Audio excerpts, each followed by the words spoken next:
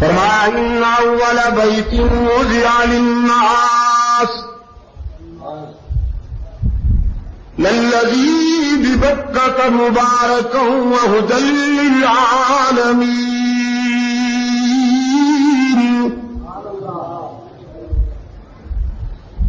ان اول بیت وضع للناس للذی ببکۃ مبارکا بالیقین رشد و ہدایت کا وہ پہلا مرکز، روشنیوں کا پہلا مرکز، اجالوں کا وہ مسکن جو دنیا انسانیت کی رہنمائی کے لیے اللہ نے منتخب کیا، وہ مکہ میں ہے جس کی بنیادیں ابراہیم و اسماعیل کے ہاتھوں سے بلند ہوئی۔ ایک خلیل اللہ، دوسرا ذبیح اللہ، ایک اللہ کو راضی کرنے کے لیے بیٹے کے گلے پر خنجر چلانے والا، دوسرا سراپا تسلیم و رضا بن کر اللہ کے حضور گردن جھکانے والا۔ اس مرکز میں محمد عربی صلی اللہ علیہ وسلم معلم بن کر آئے۔ بیت اللہ کو اللہ نے ھدی للعالمین کہا، اور اس میں معلم بن کر آنے والے کو رحمت للعالمین کا اعزاز دیا۔ سرکار دو عالم صلی اللہ علیہ وسلم نے اس مکتب میں بیٹھ کر جو انسان تیار کیے، جو جماعت تیار کی، قرآن کریم نے اس جماعت کا تعارف کراتے ہوئے فرمایا اشداء علی الکفار رحماء بینہم تراہم رکعا سجدا یبتغون فضلا من اللہ ورضوانا۔ محمد کے تیار کردہ انسان باطل کے لیے کار خدا سے کم نہیں، اور آپس میں ان کی اخوت رشتے انسانیت ہے۔ وہ جب باطل کے مقابلے میں میدان میں اترے ہیں تو ناقابل تسخیر بن کر ان کے آفاقی عزم کا مقابلہ آہن و فولاد بھی نہیں کر سکا۔ وہ کبھی بدر میں نظر آئے، کبھی احد میں نظر آئے، کبھی تبوک میں نظر آئے، کبھی احزاب میں نظر آئے، کبھی یرموک میں سر کٹائے، صحراؤں میں، دریاؤں میں، خشکی میں، تر میں، عرب میں، عجم میں، ویرانوں میں، آبادیوں میں، مشرق میں، مغرب میں، جنوب اور شمال میں، صحراؤں اور دریاؤں میں، جہاں دیکھو گے محمد کے رضاکار سربکف نظر آتے ہیں۔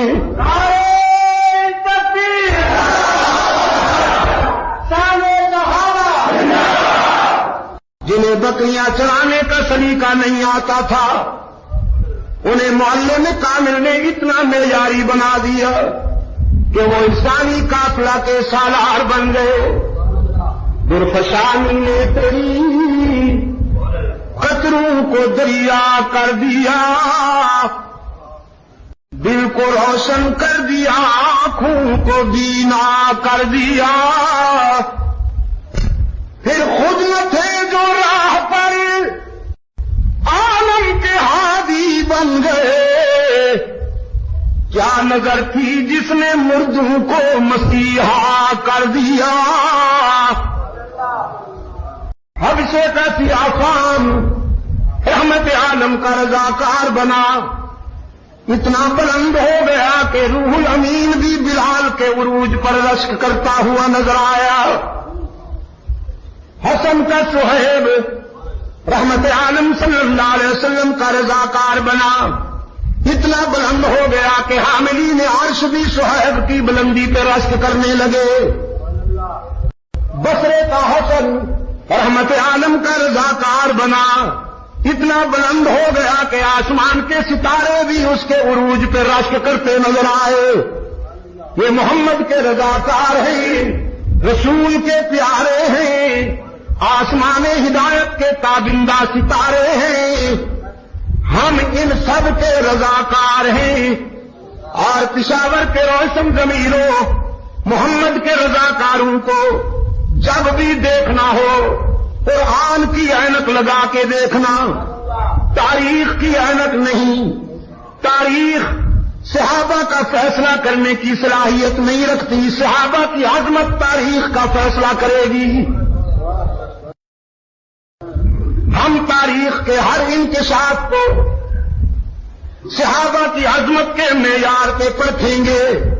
تاریخ کا جو حصہ اس معیار پہ پورا اترے گا اسے اپنائیں گے، اور جو حصہ صحابہ کی عظمت کے معیار پہ پورا نہیں اترے گا ہم اسے ایک لمحے کے لیے بھی گوارا نہیں کریں گے.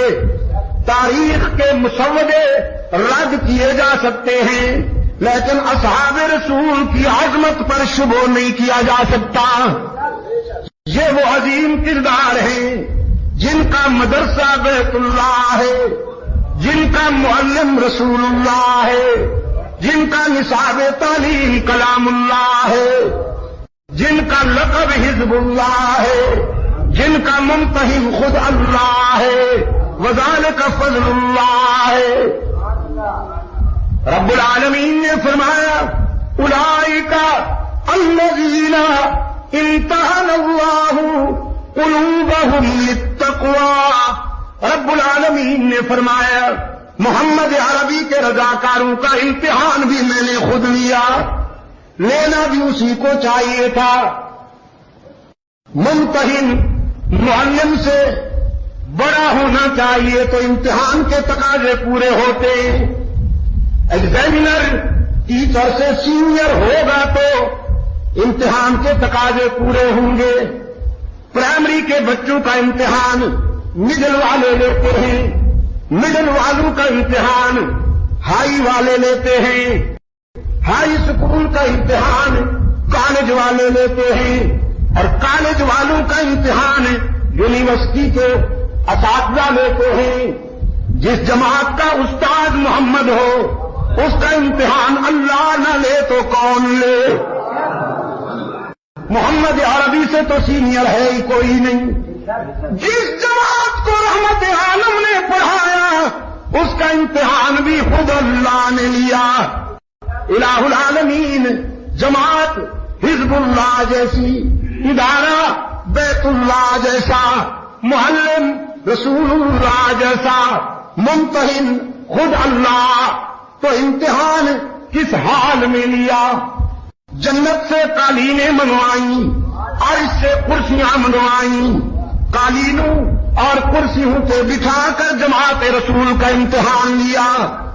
رب العالمین نے فرمایا نہیں، میں نے اصحاب رسول کا امتحان قالینوں اور کرسیوں پہ بٹھا کر نہیں لیا، میں نے تو یاران رسول کا امتحان انہیں انگاروں پر لٹا کے لیا.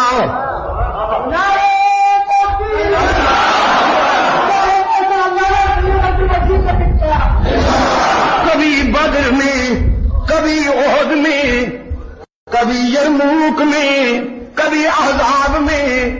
الہ العالمین امتحان کس موضوع کا لیا، کس سبجیکٹ کا امتحان لیا؟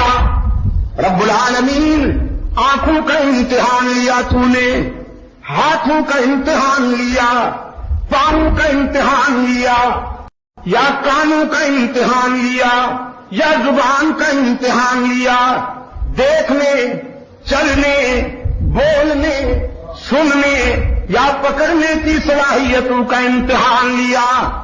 رب نے فرمایا نہیں، یہ تو ظاہری موضوعات ہیں، ان کا امتحان تو ان کے استاد کامل نے لے لیا تھا، اور میں نے چونکہ ان کے دل کی دنیا میں ایمان کا پودا لگایا تھا تو امتحان بھی میں نے دل کی دھڑکنوں کا لیا.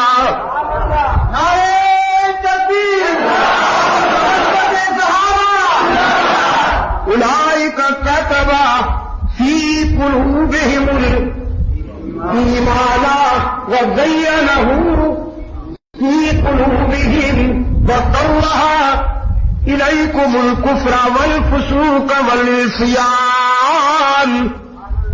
ان کے دل کی دھرتی میں ایمان کا پودا لگایا. پھر حق تعالی نے فرمایا اس کی آبیاری بھی ہم نے خود کی اپنی مشیت کے ساتھ. اس پودے کے ارد گرد فسق، عصیان اور خطاؤں کی ناقص جڑی بوٹیاں بھی ہم نے کاٹ ڈالی. اچھا مالی جب نرسری کو سجاتا ہے، اس کی لکافتر کرتا ہے، تو اس کے ارد گرد کی ناقص جڑی بوٹیاں تلف کر دیتا ہے نا. اللہ نے فرمایا ہم نے صحابہ کے دل کی دھرتی میں ایمان کا پودا لگایا، فسق و عصیان کی ناقص جڑی بوٹیاں بھی تلف کر دیں. وہ پودا جوان ہوا، بارآور ہوا، شباب پر آیا. رب العالمین نے فرمایا اب ہم نے خود اس کا امتحان لیا. الہ العالمین. پھر نتیجہ کیا نکلا؟ رب العالمین نے فرمایا اولئک هم الفائزون. ہم اعلان کرتے ہیں کہ محمد کا گلشن پربہار ہے. ہم اعلان کرتے ہیں کہ رسول کا دبستان کامیاب ہے. ہم اعلان کرتے ہیں کہ محمد کی نرسری پرشباب ہے. اولئک هم الفائزون اولئک هم المهتدون اولئک هم الراشدون اولئک هم المفلحون اولئک هم المؤمنون حقا. حالانکہ اولئک هم الفائزون کہہ دینا ہی بہت تھا صحابہ رسول کی کامیابی کے اعلان کے لیے، لیکن اس جماعت میں اتنے اچھے نمبر حاصل کیے. میرٹ ہی اتنا عظیم ہے کہ منتہی کی رحمت سیری نہیں ہوتی، نمبر دیتا جا رہا ہے.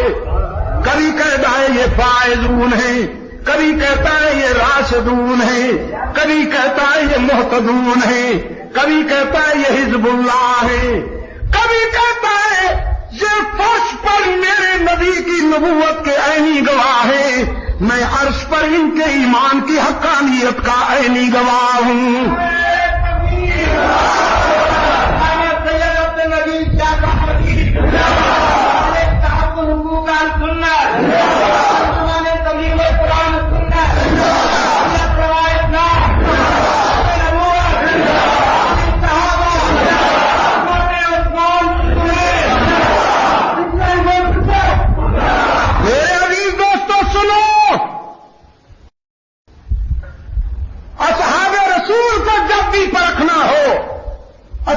رسول کو پرکھنے کے لیے کسوٹی تاریخ نہ تھی، نہ ہے، نہ رہے گی. اصحاب رسول کو پرکھنے کے لیے کسوٹی صرف اللہ کا قرآن ہے اور پیغمبر کا فرمان ہے.